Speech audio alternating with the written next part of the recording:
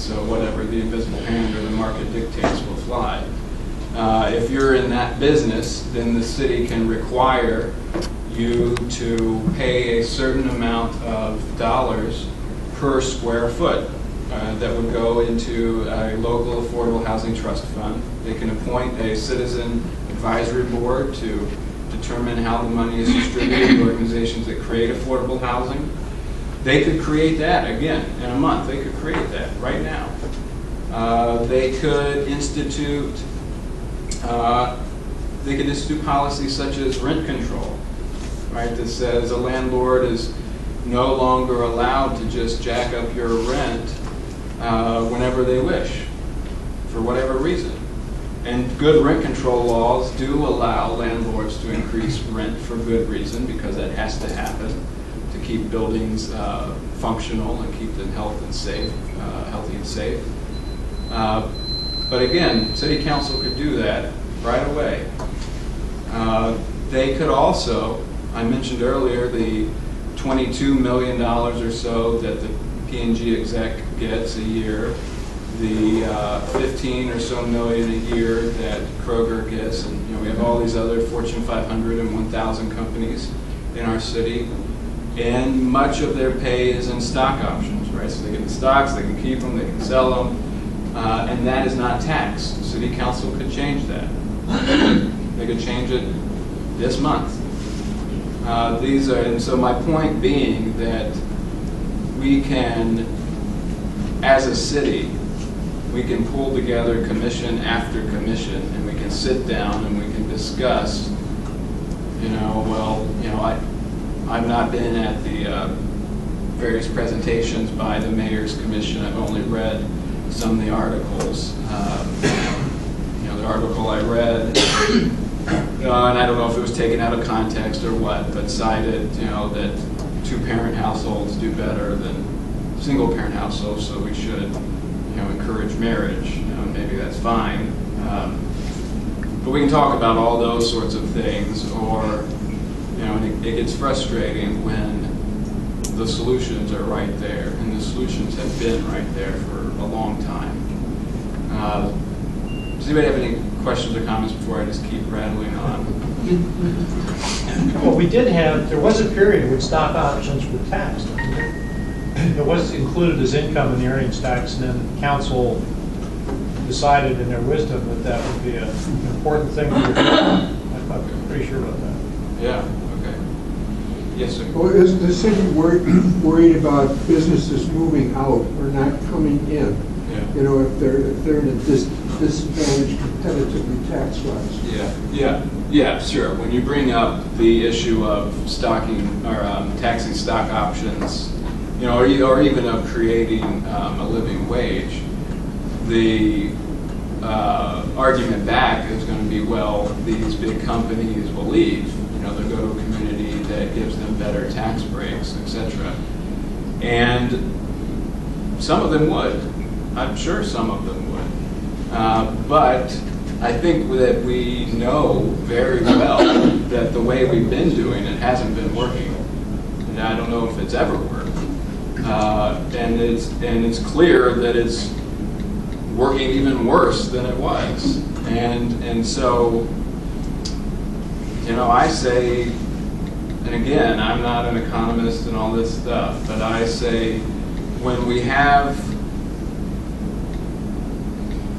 a situation where, even just looking at the microcosm of our city, when we have a situation where a very few, a handful or a couple handful of people are earning wages or receiving wages, I'm not sure they're earning them, receiving wages to the point that half of our children or more don't have enough food to eat, or we have so many families in need of family shelter that there's no room and they're sleeping in their cars, that we have an obligation, and our elected officials have an obligation to say that's wrong, that has to change. It's amazing that we have a system in which our police department is charged with the duty, if if I steal from you, you know, I take your pocketbook or take your wallet and I take the cash out of it, and you call the police, they most likely will look for me, arrest me, I'll be charged, I'll have some sort of conviction, right? And I'll have to, you know, serve some sort of sentence, whatever it is. You know, and I might have taken, who knows, a small sum of money from you, and that happens.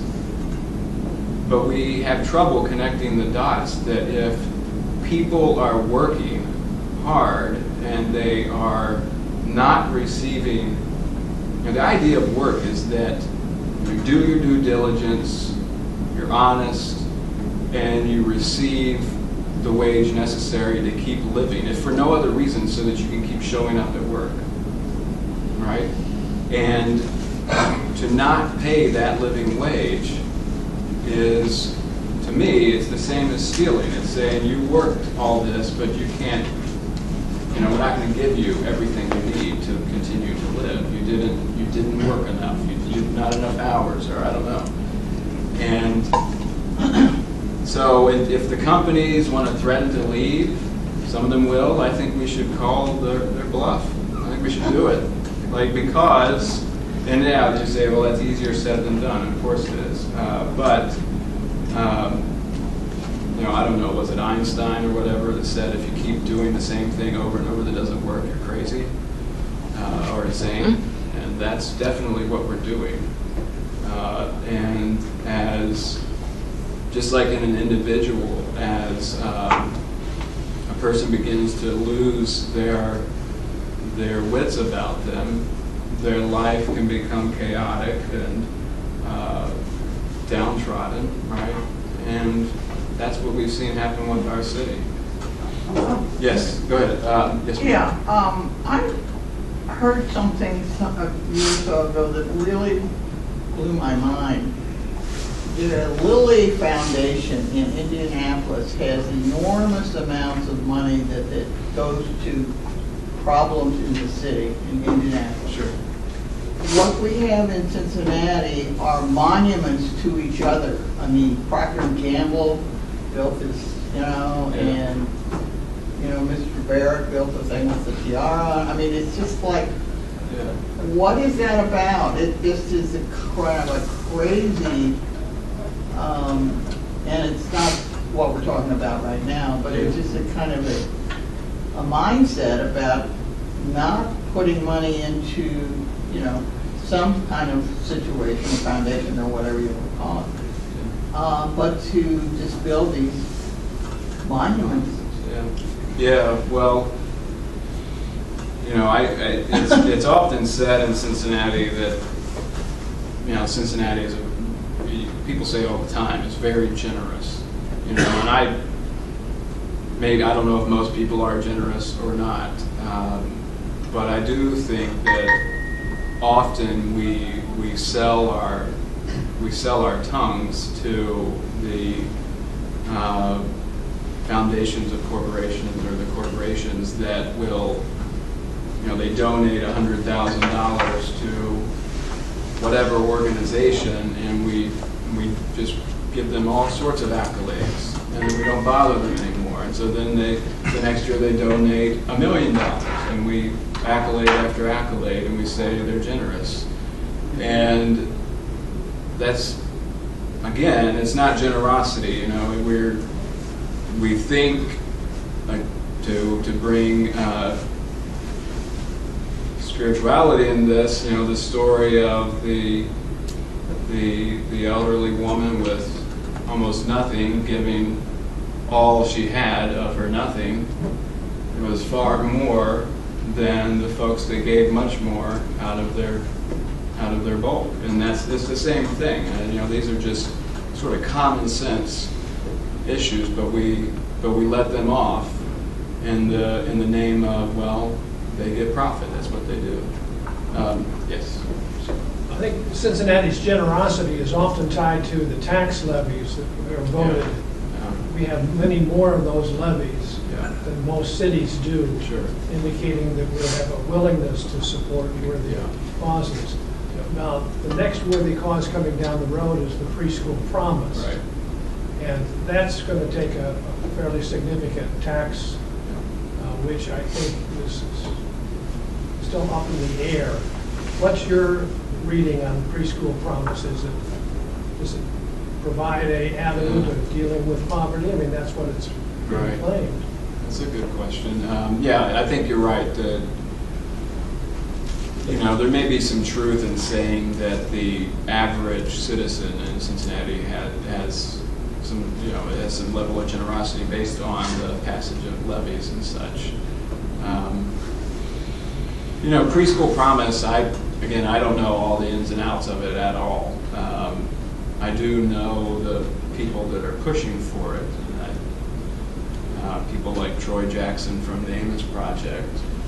And, you know, I trust him and some of the people he's working with. I think that they're having some trouble in their discourse with CPS about who's going to control what and where the funds will go. And of course, the idea is, you know, the idea is that stats show that children who have a better education early on have more success later in life. And of course, that makes sense. So I don't think there's any way that something like Preschool Promise isn't a part of the solution. It's certainly not the solution. It's certainly, because you consider, again, even if, you know, in the state of Ohio, the way that we fund schools has been found unconstitutional several times over. I think it's, 7 times? I don't know what it is, but a number of times it's been found unconstitutional because the way that we do it ends up that neighborhoods in lower income brackets have